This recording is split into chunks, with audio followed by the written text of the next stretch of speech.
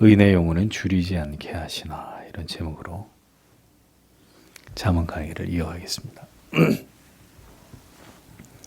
잠언은 이제 10장에서 22장에 걸쳐서 많은 격언들을 기록해 놓고 있습니다. 그 주된 내용은 1장에서 9장에 이어 계속해서 의인과 악인을 대비시키고 있는 이런 내용들입니다. 잠언이 강조하는 것은 오직 한 번뿐인 인생을 올바로 사는 길은 진리가 말씀하는 지혜를 추구하는 것이다. 그것입니다. 신명기 5장 33절은 너희 하나님 여호와께서 너희에게 명하신 모든 도를 행하라. 그리하면 너희가 삶을 얻고 복을 얻어서 너희의 얻은 땅에서 너희의 날이 장구하리라. 이렇게 기록이 되어 있습니다. 하나님께서는 하나님의 지혜로 이 땅을 만드셨고 인간을 지으셨습니다. 따라서 인간이 참으로 그 인생을 지혜롭게 사는 길은 오직 여호와 하나님을 경외하고 이를 통해서 참된 지혜를 배우는 데 있습니다. 그리고 그 지혜의 길로 행하는 것입니다. 그러면 신명기의 말씀처럼 반드시 하나님의 복을 받습니다. 그러나 어리석게도 많은 사람들은 이 진리의 도를 지혜의 말씀을 따라 살지 않고 자기의 생각과 계획을 따라서 고집스럽게 그릇된 길로 행합니다. 인생이 때때로 어려움을 겪게 되는 것은 모두 이렇게 하나님을 아는 지혜를 통해서 하나님의 말씀이 가라고 하는 그 길로 순종의 길을 걸어가지 않기 때문입니다. 인생을 만족스럽게 살지 못하는 것은 지금의 시간 속에서도 여전히 무엇을 해야 할지 몰라 방황하고 걱정하게 되는 것은 모두 하나님을 올바로 신앙하고 진리 안에서 참된 지혜를 찾는 진지한 시간들이 현저히 부족했기 때문입니다. 그래서 여러분들에게 누차 말씀드립니다. 교회만 다니면 그게 믿음의 바른 길로 행할 수 있는 것이 아니라 보물을 찾듯 보화를 감추인 보화를 찾듯 하나님의 말씀 속에서 하나님을 바로 알고 어떤 길로 그리스도인이 행하는 것이 그것이 참 지혜의 길인지를 배우고 깨닫고 이런 수고하는 노력이 필요하다는 거죠. 그냥 교회만 시계추처럼 왔다 갔다 하는 것 아무 도움이 되지 않습니다. 깊이 하나님의 말씀을 들여다보면서 그 안에서 지혜를 찾아내야 됩니다. 어떤 길로 행하는 것이, 어떤 선택을 하는 것이 하나님이 기뻐하시는 것이고 신자가 걸어가야 될 길인지를 진리 안에서 찾아내고 깨닫고 발견하고 그래서 그 길로 가야 한단 말이죠. 그러니까 이런 것들에 수고와 노력을 하지 않으면 지식이 머릿속에 쌓이기는 할지라도 그의 삶은 그 지혜와 지식을 따라 살지 않게 될 때 하나님이 우리에게 약속하신 이 모든 약속들은 다 무용지물이 되고 마는 거예요. 그냥 고생하면서 인생을 살게 되는 것, 그 이상도 이하도 아니라는 겁니다. 오늘을 살아가면서 방황하고 있는 그리고 여러 가지 삶의 어려움을 겪고 있는 분들에게 제가 분명히 말씀드리고 싶습니다. 얽힌 실타래 같은 인생의 문제를 풀어가는 길은 오직 하나님을 올바로 신앙하고 그 진리의 도를 따라 행하고 전심으로 하나님을 알기에 힘쓰는 경건한 삶을 살아가는 것뿐이다. 다른 길은 없습니다. 하나님을 올바로 신앙하고 부지런히 열심을 품고 주님을 섬기십시오. 그래야 당신의 인생이 하나님의 뜻 안에서 주의 인도하심 가운데 순적한 시간을 맞이하게 될 것입니다. 하나님께 지혜를 배우지 않고 인생을 지혜롭게 살아갈 수 있는 길은 존재하지 않습니다. 하나님 밖에서 아무리 모든 일들이 제 뜻대로 계획대로 잘 이루어진다고 한들 그것은 하나님께 인정을 받지 못하는 것뿐만 아니라 지금은 잘 되는 것 같죠. 결국 모든 것들을 잃어버리게 되는 결과를 피할 수 없게 됩니다. 하나님 밖에서의 형통은 사상누각 같은 것입니다. 멸망의 지름길이 될 뿐입니다. 의인과 악인의 삶은 반드시 상반된 결과를 낳게 되어 있고 그 끝은 분명히 다를 수밖에 없습니다. 지혜를 붙드는 삶과 지혜를 우습게 여기는 삶. 성경은 이 두 양갈래 길의 그 극명한 차이를 이제 우리에게 이것을 선명하게 보여주고 있는 것입니다. 자, 오늘의 성경 말씀을 보겠습니다. 1절에 솔로몬의 잠언이다. 지혜로운 아들은 아버지를 기쁘게 한다. 그러나 어리석은 아들은 그의 어머니의 슬픔이다. 이렇게 기록이 되어 있습니다. 잠언 1장에서와 마찬가지로 역시 솔로몬이 지은 잠언이다라는 점을 밝히면서 여기서도 지혜로운 아들과 어리석은 아들을 그 부모님과 관련해서 교훈을 시작하고 있는 것을 볼 수 있습니다. 잠언 1장 8절에 내 아들아 내 아비의 훈계를 들으며 내 어미의 법을 떠나지 말라 이렇게 얘기했죠. 6장 20절에도 내 아들아 내 아비의 명령을 지키며 내 어미의 법을 떠나지 말고 이렇게 기록이 되어 있습니다.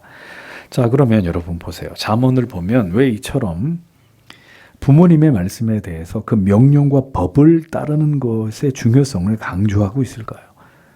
왜 이 잠언을 풀어가면서 마치 아버지가 아들에게 하는 말처럼 어머니가 딸에게 얘기하는 것처럼 이런 화법으로 이런 관계 속에서 이 잠언이라는 책을 써내려 갔느냐? 왜 명령과 법, 아버지, 어머니 그리고 아들, 딸 이런 관계를 가지고 이 잠언의 진리를 우리에게 전하고 있느냐? 이 부분에 대한 의문점을 가져야 되는 거죠. 자, 부모님은 하나님께로부터 위임된 권위를 가지고 있고 부모님들은 자녀들을 하나님의 말씀으로 바르게 지도하고 가르치고 교훈하고 훈계함으로 그들을 참 지혜의 길로 인도해야 되는 역할과 사명을 책임을 가지고 있는 분들이기 때문입니다. 그러니까 하나님께서는 부모에게 자녀들을 지도하고 가르칠 권한을 위임하셨고 부모를 통해서 그 자녀들이 하나님의 바른 말씀으로 교훈과 훈계와 책망을 받으면서 가정에서 성장해 나아가도록 하나님이 그렇게 섭리를 했단 말이죠. 인간을 가르치는 방식에 있어서 부모에게 권한을 위임하고 부모는 그 자녀들에게 하나님의 말씀을 통해 참 인생의 지혜를 가르쳐야 되는, 자식은 그것을 부모님께로부터 잘 전수받아야 되는, 이게 하나님이 정하신 법입니다. 그러하게 성경은 부모의 권위는 곧 하나님께로부터 주어진 권위라는 것을 강조하고 자녀들로 하여금 부모님의 모든 명령을 주 안에서 반드시 복종해야 된다라는 것을 명령하고 있음을 보게 됩니다. 자, 그렇게 어려서부터 부모님을 통해서 바른 진리로 하나님의 말씀을 통해서 올바른 교육을 받으면서 자란 자녀들은 아버지를 기쁘게 하는 자들이 될 수밖에 없습니다. 부모는 자녀에게 하나님을 경외하는 도를 가르쳐야 합니다. 부모님의 책임과 사명에 있어서 이거보다 중요한 일은 없습니다. 좋은 것을 먹이고 입히는 것 이상으로, 학교를 보내서 자녀를 공부시키는 것 이상으로 중요한 일은 자녀가 어려서부터 자녀들이 주의 진리의 도를 따라 양육을 받고 때가 이름에 회심을 경험하게 만드는 이 일이 부모에게 주어진 가장 중요한 일입니다. 이 일은 교회와 가정을 통해서 중점적으로 다루어져야 되는 아주 중요한 부분이고, 이것을 위해서 부모는 간절히 하나님께 기도하면서 모든 노력을 다해서 자녀의 회심을 위해서 노력해야 될 거룩한 의무가 있습니다. 그렇게 진리의 말씀 안에서 자란 자녀는 결국 하나님을 깊이 경외하고 사랑하는 자녀로 성장하게 되고, 분명한 신앙의 고백을 가지고 하나님의 사랑과 지도와 은혜 가운데서 그 인생을 살아가게 되는 것입니다. 믿음의 경건한 부모는 그렇게 말씀과 기도로 양육한 자녀가 하나님을 경외하고 믿음의 올바른 길을 걸어가는 것을 평생 옆에서 그것을 기쁘고 감사한 마음으로 지켜볼 수 있는 축복을 그 대가로 누리게 되는 것입니다.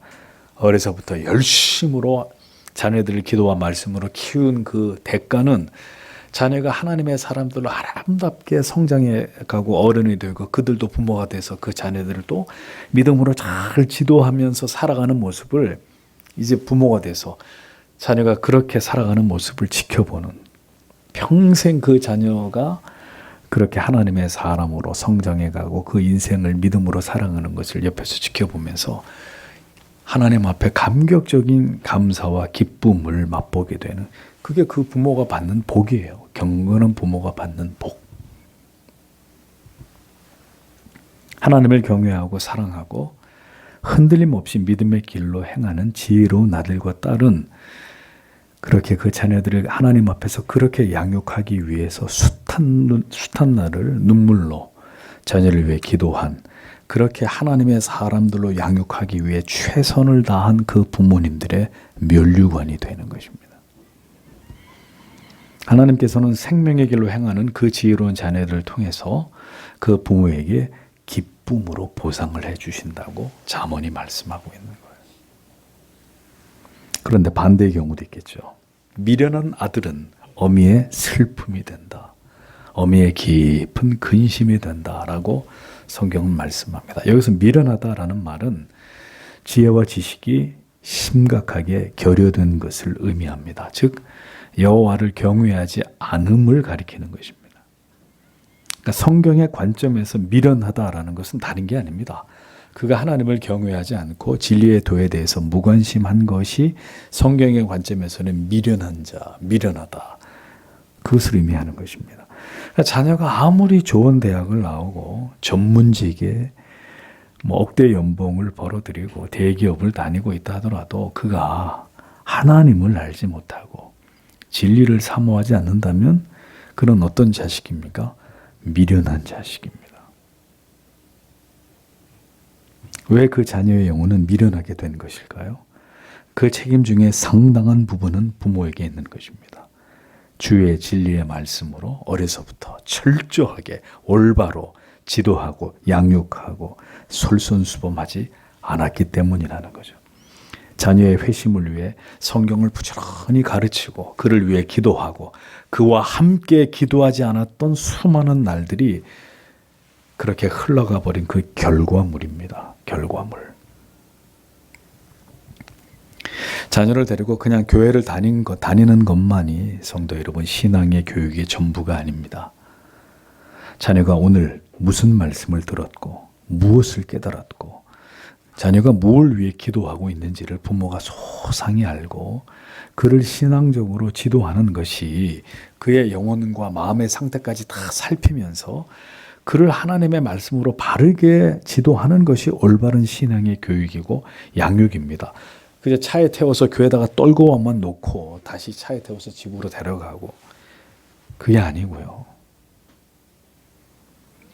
주의 진리의 말씀으로 그 교양과 교훈으로 양육되지 않은 자녀는 이제 장성한 이후에 더 이상 하나님과 하나님의 말씀을 사랑하지 않게 됩니다. 결국 머리가 커지고 어렸을 때부터 하나님의 바른 진리와 복음과 교리를 통해서 자라면서 적정한 때에 회심을 하지 않고 머리가 커버리면 이제 더 이상은 하나님의 말씀, 하나님 사랑하지 않게 됩니다. 머리가 다 큰 자녀는 이제 더 이상 부모님의 교훈에 귀를 기울이지 않습니다. 그렇게 되고 나면 그가 내린 모든 선택과 결정과 그리고 그가 세상에서 살아가는 모든 모습들은 이제 고스란히 그 부모님의 가슴에 견디기 힘든 고통과 근심이 될 수밖에 없습니다. 미련한 자식은 그 어미의 슬픔이 된다. 그때야 비로소 부모님은 가슴을 치면서 후회를 할 것입니다. 어릴 때 더 엄격하게, 더 철저하게 하나님의 말씀으로 자녀를 지도하고 그 영혼을 위해 더 많이 기도하지 않았던 것을 가슴 아프게 생각하게 될 것입니다. 얼마나 많은 부모님들이 자녀의 영혼과 그 상태가 그가 살아가는 삶의 모습이 그리스도께로부터 멀어진 것으로 인해서 피눈물을 흘리고 있는지 모릅니다. 얼마나 많은 부모님들이 자녀들 때문에. 그러니까 우리는 왜 이런 것들이 다 지나고 나서야 이런 사실을 깨닫게 되는 것이냐는 겁니다. 왜 그때는 이 진리를 까맣게 모르고 있다가 이미 시간이 다 지나고 나서야 때늦은 후회를 하면서 참 안타까운 일이 아닐 수 없습니다. 시간을 다시 되돌릴 수만 있다면 무엇을 생명처럼 귀하게 여기면서 그것을 지켜 행하게 만들지 우리는 그것을 생각하게 되지만 그것은 이제 깊은 후회와 회한 속에서 생각하게 될 주제일 따름입니다. 그렇게 되기 전에 이 모든 일들이 필요한 것이죠. 부모가 될 자녀 여러분, 이 진리를 가슴에 새기십시오. 여러분이 부모가 되었을 때 여러분의 자녀가 여러분의 기쁨이 될지 아니면 한없는 마음의 근심과 슬픔이 될지를 깊이 생각하셔야 됩니다. 지금부터. 나중엔 때가 늦어요.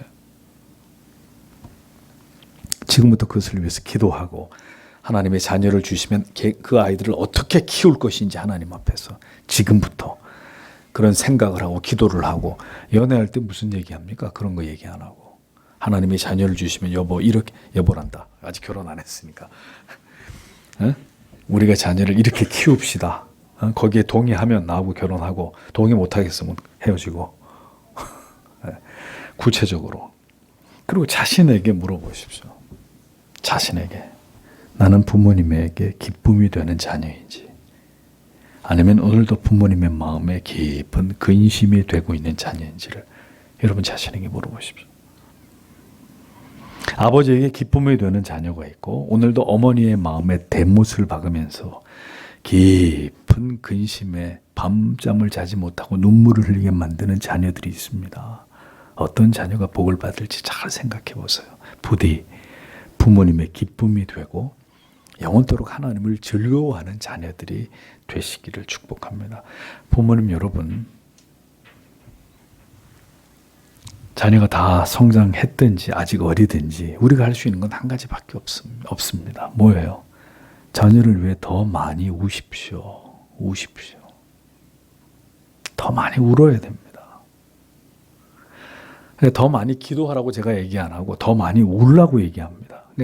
그냥 그런 형식적인 기도 가지고는 이제 자녀들의 영혼을 책임질 수가 없어요. 앞으로의 시대는. 한번 보세요. 세상을. 이 마약 천지가 돼가는 대한민국의 오늘의 현주소를 보시란 말입니다. 이미 중학교 때부터 성관계를 갖는 이 말도 안 되는 오늘의 한국의 현실을 보시란 말이죠. 더 많이 울어야 합니다. 자녀들을 위해서. 그 눈물의 기도를 통해서 그들이 결국 하나님을 가까이 하는 자녀가 되도록 하나님께서 역사하실 것입니다. 2절을 보면 악의 재물들은 유익하지 않다. 그러나 의로움은 죽음으로부터 구원한다. 이렇게 되어 있습니다. 세상에는 지혜로운 아들과 미련한 아들이 있다는 사실을 말씀하고 난 이후에 이제 본절에서부터 그들의 대조되는 삶의 모습에 대해서 묘사하고 있습니다. 그래서 불의의 재물이란 하나님을 경외하지 않는 악인이 추구하는 가치이고, 의리란 번역이 좀 그래요. 의리란 의인이 정직한 소산물, 의인이 벌어들이는 정직한 소산물을 가리킵니다. 그러니까 의로운 이익이란 뜻인데 의리라고 이렇게 한글로 쓰면 의미가 정확히 전달이 안 되는 거죠. 불의한 재물이란 하나님께서 인정하지 않는 방식으로 이익을 추구하는 모든 것을 가리킵니다. 불의하고 불법하고 하나님을 경외하는 명령과 계명과 율례를 어기고 그가 추구한 모든 결과물들을 가리킵니다. 하나님이 기뻐하시지 않는 방식으로 이익을 얻고자 하는 모든 것은 악이잖아요. 악. 그러니까 주의를 지키지 않고 돈을 벌고 불법하고 불의하고 편편법으로 이익을 추구하고 하나님보다 물질을 재물을 더 사랑함으로 이것을 탐한 모든 것이 죄악이고, 그것은 절대로 그의 영혼에 유익한 것이 될 수 없다는 것을 성경이 분명히 말씀하고 있습니다. 그렇게 불의한 이익을 탐할수록 그의 영혼은 점점 하나님과 더 멀어지게 될 것이고, 그렇게 쌓은 부는 결국 허망하게 모두 어느 날 사라져버리게 되고 만다는 것이죠. 그래서 하나님 경외함을 버리고 오늘도 세상에서의 성공만을 향해서 달려가는 자는 실패를 예약하고 있는 사람에 지나지 않습니다. 실패를 예약한 사람이다. 경건의 모든 의미를 저버리고 신자가 세상에서 하나님의 복을 얻을 수 있는 법은 없습니다. 있다면 그것은 복이 아니라 멸망의 서막일 뿐입니다. 의리라고 번역된 한글의 번역 부자연스럽습니다. 히브리어 체다카라는 말인데 의로움이나 의로운 행실을 의미합니다. 그러니까 하나님을 경외하는 자는 그 마음으로부터 의로움을 추구하게 되어 있습니다. 어떤 이익을 추구할 때 이게 의로운 거냐 의롭지 않은 것이냐, 합법적인 거냐 불법적인 것이냐, 도덕적인 거냐 비도덕적인 것이냐, 의로운 걸 추구하게 되어 있습니다. 그러니까 불이한 이익에 대해서는 반드시 거부감을 갖게 되고, 아무리 황금 덩어리를 준다 그래도 그게 불이한 이익이라면 거부감을 갖고 그것을 악이라고 인식하게 됩니다. 그래서 지혜는 이 의로움과 반드시 연결되어 있습니다. 지혜는 반드시 하나님의 공의를 의식합니다. 그러니까 지혜롭지 않은 것은 의로운 것이 아니고 의롭지 않은 것은 지혜로운 것이 아닙니다. 불의하고 악한 재물은 아무리 영혼을 위해서 이 땅에서의 삶을 위해서도 아무런 유익이 되지 않지만 언제나 의로운 삶을 추구하면서 하나님 앞에서 삶과 경건한 삶을 사는 자는 죽음이라고 하는 매우 위급하고 절망적인 상황이 그에게 엄습한다 할지라도 그 가운데서 하나님께로부터 건지움을 받는다라고 성경이 말씀합니다. 그러니까 하나님 앞에서 의롭고 정직한 삶을 살아가기 위해서 언제나 하나님 앞에서 코람데오의 삶을 살아간 자는 하나님께서 그를 죽음이라고 하는 급박한 상황 속에서도 구원의 손길을 뻗어서 그를 그 죽을 수밖에 없는 그 죽음의 지극히 위험한 상황에서도 하나님이 그를 살려낸단 말이에요. 건져낸단 말이에요.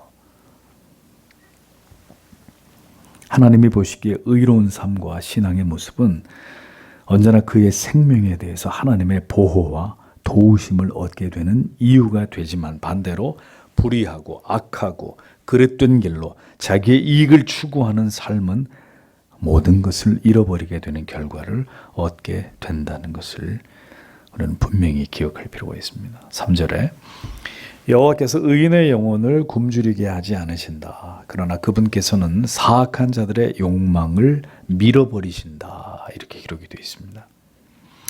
자, 의인의 영혼이란 하나님을 경외하는 하나님의 백성들을 지칭합니다. 언제나 하나님 앞에서 진리가 말씀하고 있는 의로운 길을 걸어가기에 힘쓰는, 하나님의 이름의 영광을 위해 살아가는 자들에게 하나님께서는 그들의 삶의 모든 필요를 적절히 하나님이 공급하시고 채우실 것을 말씀하십니다. 결코 부족함이 없도록, 부족함이라는 게 뭔지 모르도록 하나님을 경외하고 사랑하는 자에게는 하나님이 결코 그들을 줄이지 않게 하신다라고 약속합니다. 모든 사람들이 다 줄이고 어떻게 살아가야 되나 의식주에 대해서 염려할 때 하나님의 백성들은 줄이지 않게 하신다. 그러니까 여러분, 하나님이 우리를 줄이지 않게 하신다라는 이야기는 하나님이 우리의 생활과 삶에 적극적으로 개입하신다는 뜻이 됩니다. 저 멀리서 뭔가 하나님은 우리 고상한 것들만 이렇게 취급하시는 분이 아니라 하나님이 어떤 분이시냐, 성도의 모든 필요를 세심하게 살피고 그 부분까지 다 채워주심을 약속하고 있는 말씀입니다. 보세요. 우리가 언제나 걱정하는 것들이 무엇이죠? 살아가야 될 집, 자녀들의 교육, 그들의 취업, 결혼, 우리의 노후, 늘 이런 것들을 염려합니다. 근데 그런 것들을 염려하며 살아가는 삶은 주께서 우리에게 원하시는 삶이 아닙니다. 성도는 언제나 모든 필요를 하나님께서 공급하신다라는 것을 믿어야 합니다. 의인을 줄이지 않게 하시는 하나님, 그 하나님의 돌보심, 그 세심한 도우심을 믿고 의지하는 자들이 되어야 하는 것이죠. 성도는 얼마나 여유롭게 살 것인가의 문제가 아니라 얼마나 하나님 앞에서 하나님을 경외하는 일에 진심으로 정직하게 성실함으로 살 것인가를 언제나 생각하고 그 일에 최선을 다하는 사람들이어야 합니다. 그렇게 삶의 초점이 올바로 맞추어지지 않으면 우리가 아무리 채워 넣으려고 해도 다 빠져나가게 되는 거예요. 반대로 하나님을 경외하는 거에 초점을 맞추면 하나님이 우리의 모든 필요를 하나님의 방식대로 공급하시는 겁니다. 아무리 말씀을 드려도 이 말씀에 대한 믿음이 있고 없고에 따라서 그의 삶 속에 하나님을 어떻게 경험할지에 대해서 결정이 나는 것이죠. 우리가 행하는 모든 일에 하나님께서 복을 주심으로 우리가 더 하나님을 경외하고 주의 일에 힘쓸 수 있는 자원을 하나님은 우리에게 마련해 주십니다. 그럼 반대로 악인은 어떻게 되겠습니까? 그의 삶은 언제나 궁핍하고 어렵고 실패하고 많이 채워넣은 것 같은데 항상 부족해요. 항상 부족해. 부족함이 떠나질 않습니다. 최선을 다해서 어떤 일을 행할지라도 결과는 항상 최악의 것을 얻게 됩니다. 언제나 부족하고 핍절하고 항상 모자라게 됩니다. 악인의 삶에는 만족이란 단어가 없습니다.